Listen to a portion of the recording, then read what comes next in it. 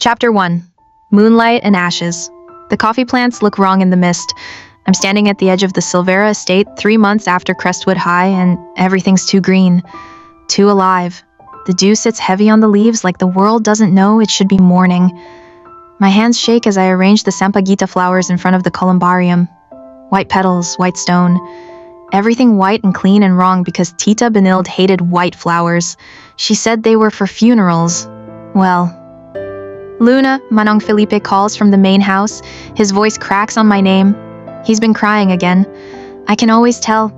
I don't turn around yet. Just keep arranging flowers that Tita would have hated in front of an urn that shouldn't exist. Nicanor Silvera and Benilde Santos Silvera, my godparents, the people who raised me, the people who died because I wasn't strong enough.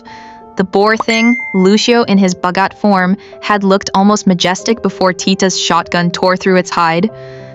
I remember the sound, the wet thunk of shells finding flesh. Then the spikes, God. The spikes shooting out like nature's revenge and Soul's shield flaring too late to save. Stop! I press my forehead against the cool stone. Breathe, in for 4, out for 4. Alexa taught me that before she forgot me entirely, before the healers wiped her mind for her own good. Luna, Manong Felipe says again, closer now. The Councilors are here. Right, the Councilors. I stand, brush dirt from my jeans, and turn to face whatever political nightmare is about to complicate my life. Because that's what happens now. Godparents die, boyfriend gets dragged away by his order, best friend forgets you exist, and counselors show up to your family estate like vultures circling. I'm 18 and bitter. Sue me. Isabella Divinagracia looks like she stepped out of a painting. She's standing on the veranda of our old Bahay Nabato, silver-streaked hair in a perfect bun, wearing robes that probably cost more than Manong Felipe makes in a year. Violet and gold, very Maharlika, very I have more power than you'll ever understand. Beside her is Enrique de la Cruz, and, okay, I actually know him, sort of. His Kalantiao order pulled us out of Crestwood after everything went sideways. He'd been professional then, clinical, the kind of person who saves your life without making eye contact. He still doesn't make eye contact. Miss Silvera, Isabella says, and her voice is warm honey over steel. Thank you for seeing us. Councilor Divinagracia, Councilor de la Cruz. I keep my voice level, respectful. Tita taught me that much. Would you like some coffee? Manong Felipe just roasted a fresh batch. Something flickers in Isabella's expression. Approval, maybe? That would be lovely. We settle in the estate's receiving room, all dark wood and family portraits judging us from the walls. My mother stares down at me from above the fireplace, and I resist the urge to flip her off. She's been dead 16 years and still making my life complicated. Manong Felipe brings coffee. The good stuff. Highland blend, single origin, roasted yesterday. The scent fills the room. Earthy, slightly sweet, with that particular bitterness that reminds you you're alive even when you wish you weren't. Your estate is beautiful, Isabella says after her first sip. The coffee's exceptional. Tito Nicanor took care of it. Past tense. Everything's past tense now. He said the elevation and the mist from Mont Manifag created the perfect conditions. He was right. Isabella sets down her cup carefully. Luna, I'm sure you're wondering why we're here. To offer condolences? I keep my voice neutral. Or to make sure the last Silvera heir doesn't cause more supernatural incidents in public schools? Enrique almost smiles. Almost. Both, actually, Isabella says. But primarily, we're here about Maaram Academy. My stomach drops. I already received the acceptance letter, I say slowly. The premier school for Babylon and summoners. Very prestigious. I'm honored. The words taste like ash. Are you? Isabella leans forward. Because you don't sound honored. You sound like a young woman who'd rather do anything else. Fair. I wrap my hands around my coffee cup, the ceramics warm. Grounding. With respect, Counselor, I watched my godparents die 3 months ago. My boyfriend was dragged away by his order for helping me. My best friend doesn't remember I exist, so... No, I'm not super thrilled about going to magic boarding school. But you're going anyway, Enrique says, his first words since arriving. His voice is rougher than I remember, tired. Yes, sir. Why?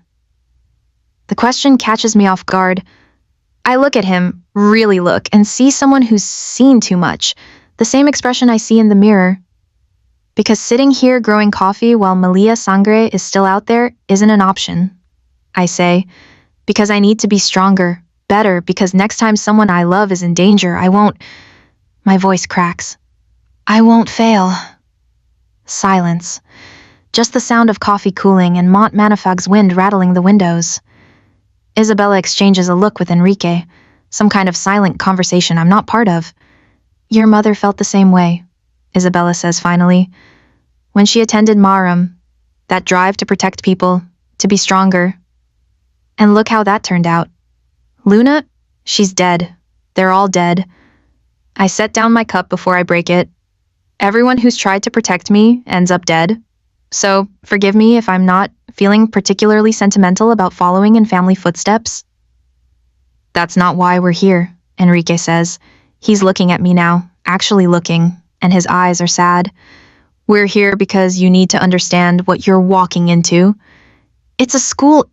It's more complicated than that. Isabella's voice has gone sharp, urgent. Maaram Academy isn't governed by the council, Luna. It's controlled by the legacy families.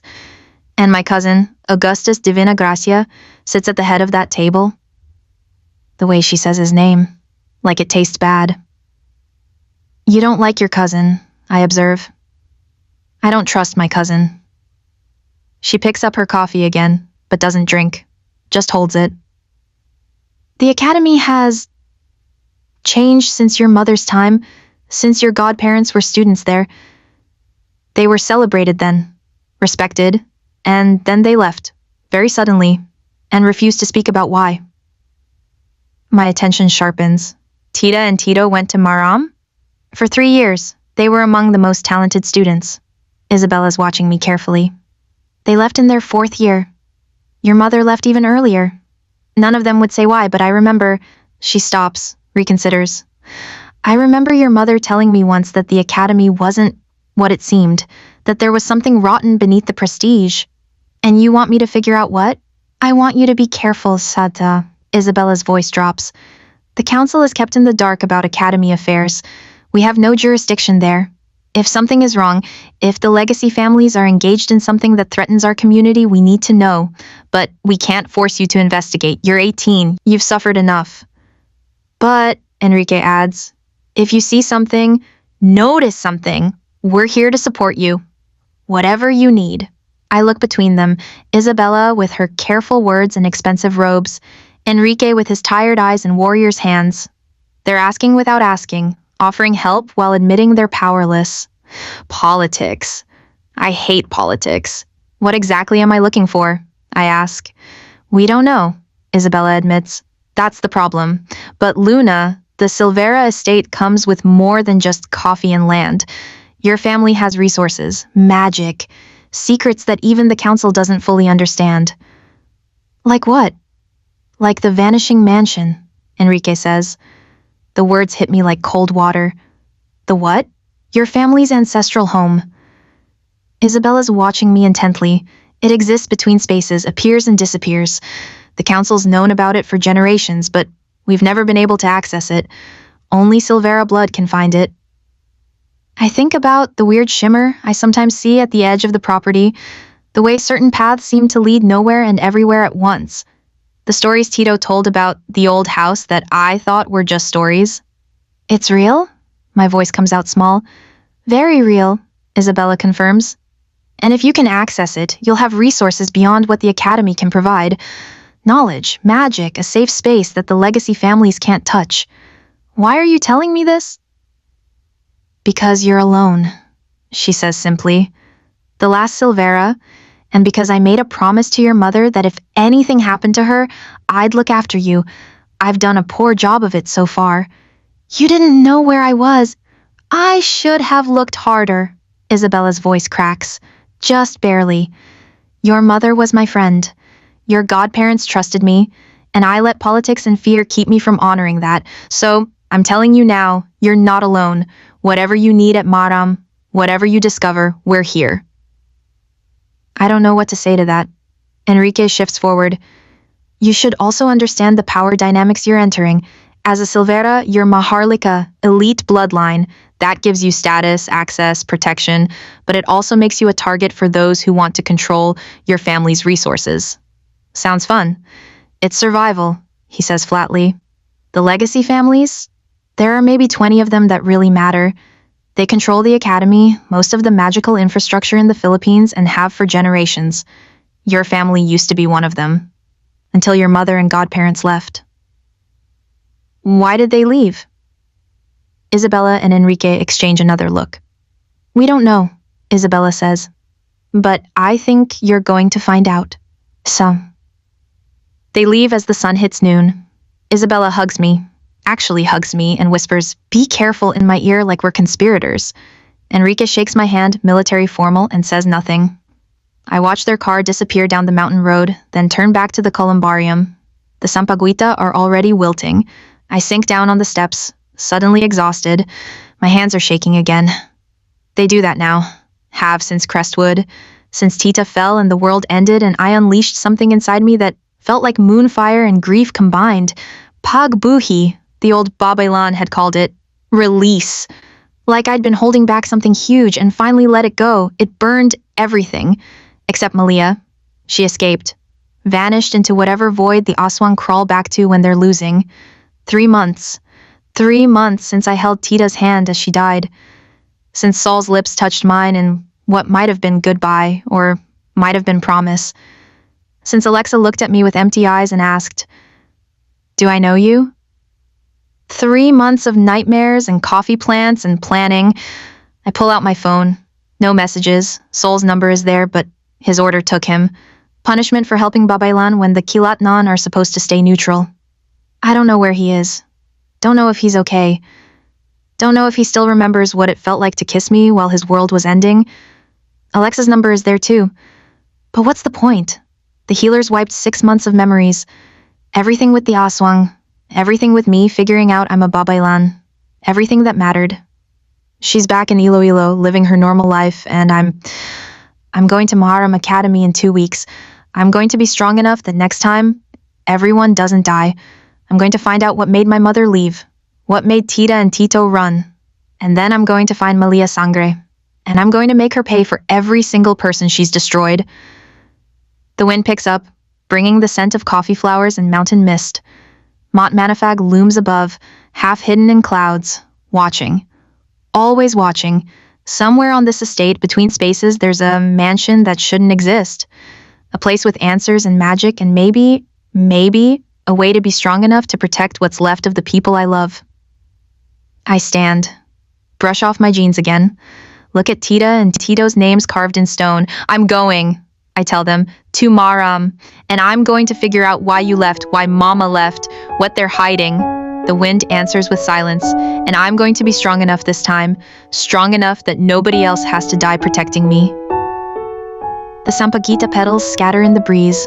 White flowers for funerals. Yeah, that feels about right. I turn toward the main house. Manong Felipe is probably already packing my things, crying silently while he folds shirts. He's good at that, the silent crying. We've all gotten good at it. 2 weeks, then I leave for Agarang, for the academy, for whatever fresh nightmare is waiting there. But first, I need to find this vanishing mansion. Because if it's real, if there's really a place with Silvera secrets and magic nobody else can touch, then I need every advantage I can get. Because Isabella was wrong about one thing. I'm not alone because I'm the last Silvera. I'm alone because everyone I love either dies or forgets me.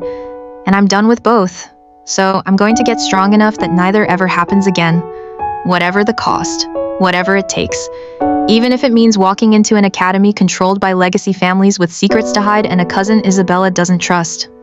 Even if it means learning magic from people who might have driven my family away.